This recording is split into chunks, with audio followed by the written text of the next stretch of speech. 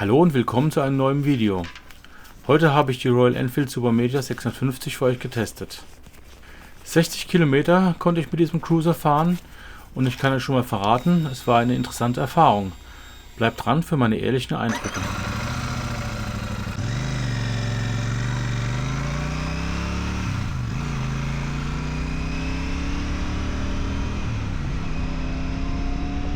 Das erste, was mir aufgefallen ist, die Sitzposition ist komplett anders als das, was ich gewohnt bin.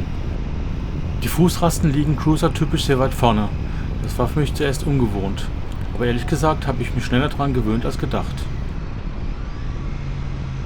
Die Sitzposition selbst ist definitiv komfortabel, zumindest auf den ersten Kilometern. Was ich mich allerdings frage, wie ist das auf längeren Touren? Mit dem gekrümmten Rücken mehrere Stunden zu fahren, das kann ich nach nur 60 Kilometern noch nicht beurteilen. Das müsste man bei einem längeren Test herausfinden oder ihr schreibt es mir in die Kommentare. Aber kommen wir zum Fahren.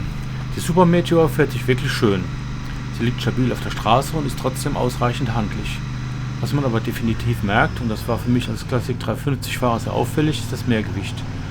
Man spürt die zusätzlichen Kilos beim Fahren. Interessant und angenehm ist aber, im Stand ist sie trotzdem einfacher zu balancieren als meine F800 GS. Das liegt natürlich am niedrigen Schwerpunkt. Die BMW hat einen Schwerpunkt viel höher, was das Rangieren schwieriger macht. Mit 1,80 Meter Größe und einer Sitzhöhe von 89 cm bei der BMW ist es schon problematisch. Da bin ich meistens schon wirklich am Rande meiner Möglichkeiten sozusagen. Und da ist es natürlich viel angenehmer und entspannender, wenn man auf so einem Cruiser sitzt oder auf meiner Classic 350.